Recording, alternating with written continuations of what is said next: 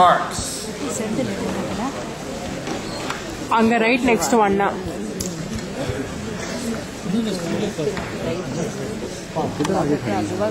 Anna order right.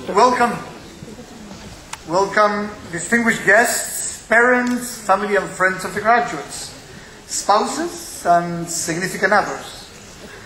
Last and certainly not least, I welcome the graduates.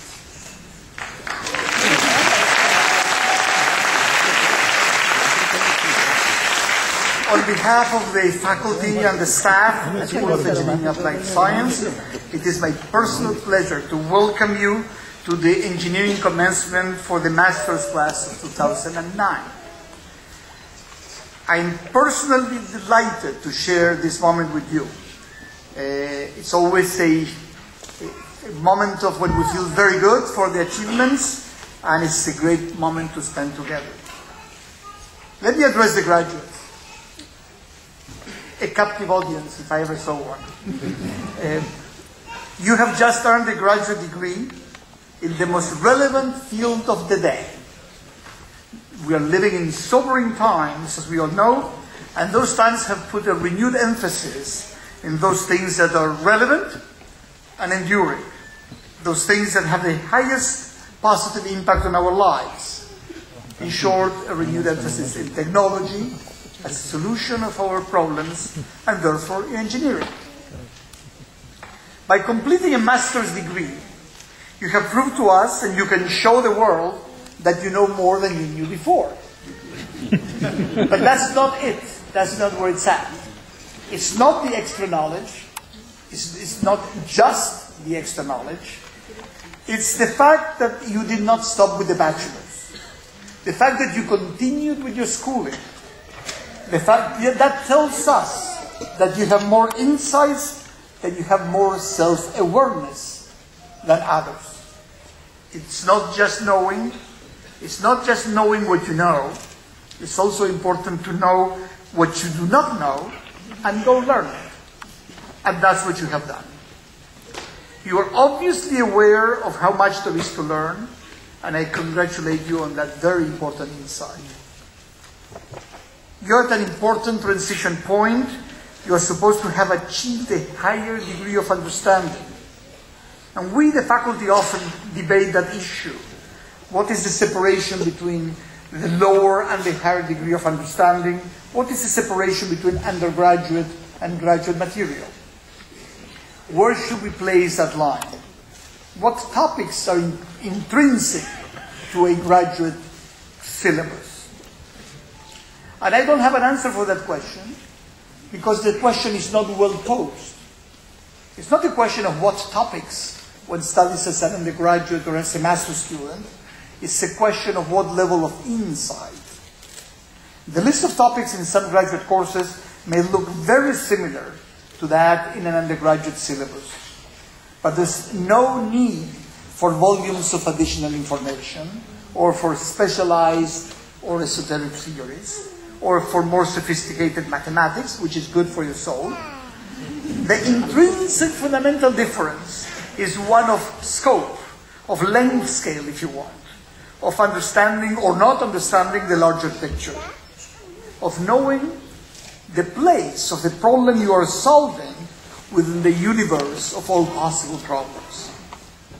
That's why you needed a second pass, because it's a matter of integration. We talk about undergraduate material with graduate maturity, and we hope that your master's studies have helped you attain that wider perspective. You are also in your life at a tipping point, because you are entering the marketplace, maybe you're returning to it, but now with a deeper and broader knowledge, and therefore somehow as a different individual. If you've already been working, you may have gone through a more gradual transition, but the maturing process was there nonetheless. And we devote this ceremony to celebrating it. You go into the next stage in your life with a graduate education in engineering, biotechnology, information technology, telecommunications, technology management. At a time where every important economic challenge, and there are many, every important health challenge, and there are many, Every important energy challenge, and there are many, every important security challenge finds its solution in technology.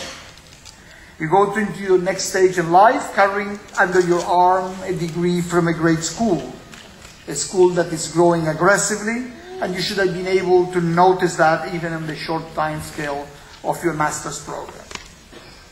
You go into your next stage in life, above all, having met a wonderful new set of individuals on the faculty, on the staff, and especially among your classmates. Please cherish those ties. Don't let them evaporate.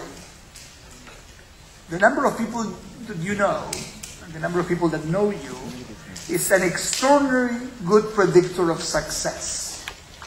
We have all heard of the theory of 6 degrees of separation, that there are at most 6 individuals knowing one another between any of us and any other human being in the planet.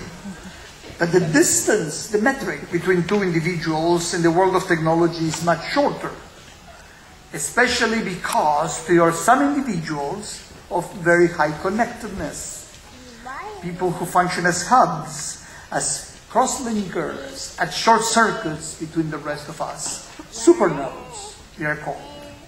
And I can wish you a better luck, a better position to be than being or becoming a supernode, one of those individuals.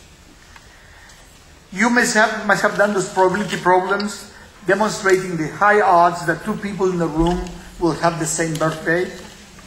I know that there is a very high chance that everyone in this room will cross professional paths with somebody else in this room, and that some of you will hire some others of you, will do business with some others of you, and so on.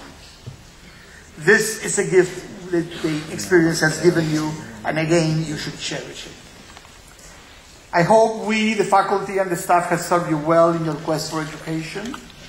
I know that at least we have tried to serve you well by providing you with such wonderful classmates. So please remember us fondly.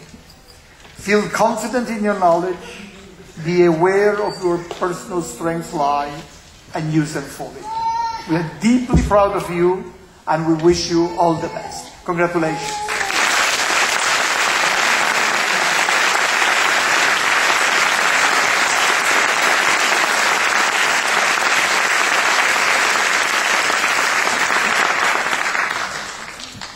Let me introduce the keynote speaker. Today we're very fortunate to have Dr. Scott Neither to give the graduation address.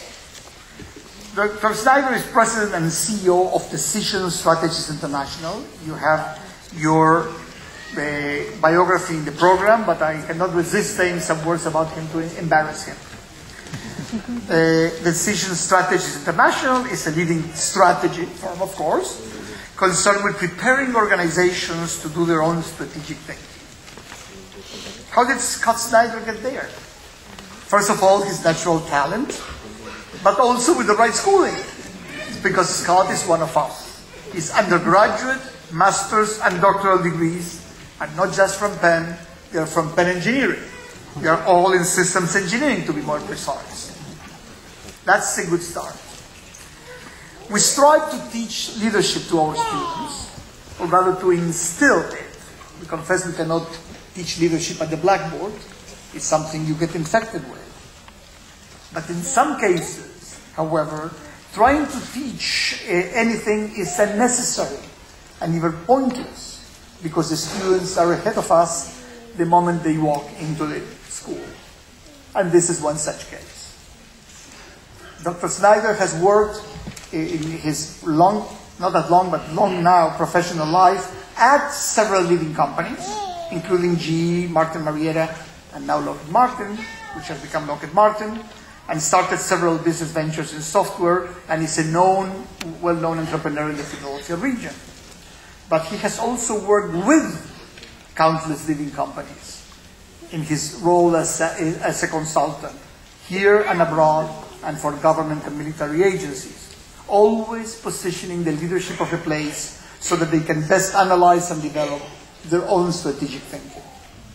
He is also an educator, a senior fellow in management at our Wharton School, and a young faculty member in our own school, where he's a linchpin of our program in technology management.